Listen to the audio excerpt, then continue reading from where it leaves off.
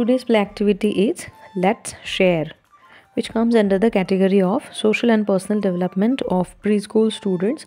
So, this play activity can be shared with the preschool teacher or parent who have the children of the age group 2 to 6 years old. The objective of this play activity is to understand the concept of sharing, to share material for an art project, to develop the artistic abilities. For this, we need a large group of students, and material required is one large sheet of paper for 4 children and colors. How we have to play this activity? Discuss with the children what it means to share by asking questions like this: what does sharing mean? Why do we share? And when is it good to share? How can we share in a classroom? Encourage all the children to participate in the discussion. Now sit the children at each table and tell them that they are going to make flowers and they must share the paper petal and paste and do the sticking together in a group. Let them take turns. Encourage the children to share the material and praise them for good sharing behavior. Use same grouping system for other activities. One variation is possible here.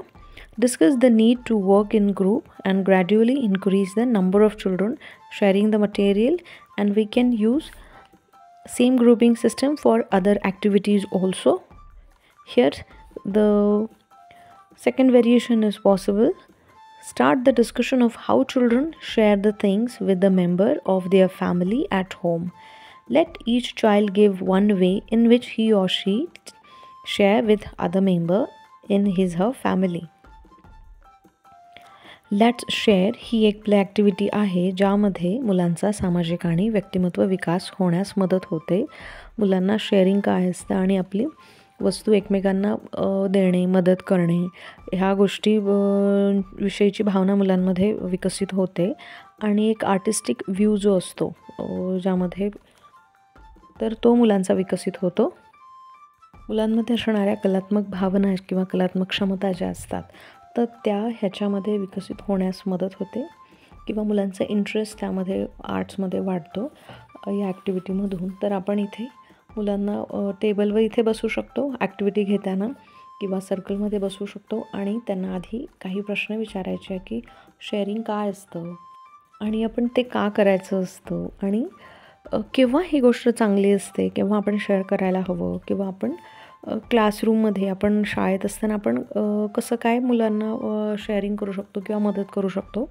तर ह्या गोष्टी आधी मुलांना आपण विचारायच्या आहे आणि प्रत्येक मूल बोललं पाहिजे या पद्धतीनं आपण ही ॲक्टिव्हिटी किंवा हे प्रश्न मुलांना विचारायचे आहेत.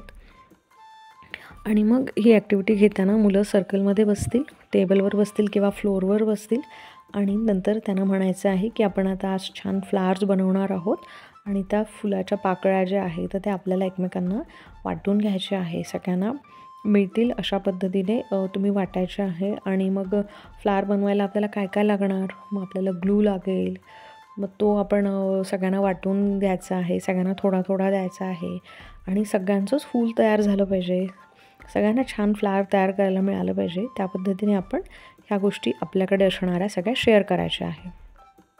आणि मग अशा पद्धतीने मुलं ते एक फूल बनवेल आणि मग मुलांनी जे शेअरिंग केलेलं आहे तर ह्याच्याविषयी मुलांचं कौतुक करायचं. परत प्रत्येकाला मिळणार आहे पण ते मिळेपर्यंत शांत बसायचं आहे. मग ह्याच्यातून मुलांचे पेशन्स पण वाढतात की माझाही टर्न येईल, मला मिळेल, तोपर्यंत मी शांत बसायला हवं. मग मुलांमध्ये सिटिंग टॉलरन्स वाढतो, शांत बसणे, ऐकून घेणे ह्याही गोष्टी वाढतात. त्यानंतर आपण याच ॲक्टिव्हिटीसारख्या इतर अनेक ॲक्टिव्हिटीज अशा शेअरिंगमध्ये करून घेऊ शकतो. त्यानंतर आपण मुलांना विचारू शकतो की आपण घरी काय काय शेअर करत असतो. आई जशी स्वयंपाक करत असेल तर मग ती आई सगळ्यांसोबत शेअर करते, किंवा बाबा बाहेरून काही आणत असेल तर मग आपण ते सगळं शेअर करतो. त्यानंतर आपण हे घर पण सगळ्यांसोबत शेअर करत असतो. आपण बेडवर बसतो किंवा हॉलमध्ये बसतो किंवा टी व्ही बघतो तर हे आपण सगळ्यांसोबत शेअर केलेल्या या गोष्टीच आहेत. किंवा आज शाळेत काय झालं, आज ऑफिसमध्ये काय झालं ह्या गोष्टी एकमेकांना सांगणे हे सुद्धा शेअरिंग आहे. ह्याच्यातून आपल्याला इतरांविषयी माहिती मिळते, आपण एकमेकांना छान समजून घेतो. त्यामुळे या सगळ्या गोष्टी खूप छान आहे. हे सगळंसुद्धा आपण मुलांशी बोलावं आणि मग ही शेअरिंग करणं खूप छान असतं. म्हणजे ह्याने मुलांचं आणि मोठ्यांचंसुद्धा मानसिक स्वास्थ्यसुद्धा छान राहतं आणि ह्याच्यातून परत व्यक्तिमत्व विकास होतो. आपल्याला वेगवेगळे विचार कळतात आणि कसं राहायचं असतं किंवा सामाजिक भान ठेवून किंवा समाजात जगताना काही रूल्स असतात, काही नीतिनियम असतात, ह्याचीसुद्धा आपल्याला माहिती मिळते. मुलांनाही माहिती मिळते. म्हणून ही ही एक व्यापक स्तरावरची ही एक संकल्पना आहे शेअरिंग आणि त्याच्याविषयी आपण मुलांच्या वयोगटानुसार त्यांच्या क्षमतेनुसार आपण त्यांच्यासोबत बोलू शकतो. तर ही ॲक्टिव्हिटी आपण कुठेही घेऊ शकतो. कुठल्याही वेगवेगळ्या स्तरावर मुलांच्या वयोगटानुसार आपण त्यांच्यासोबत ह्या गोष्टी डिस्कस करू शकतो.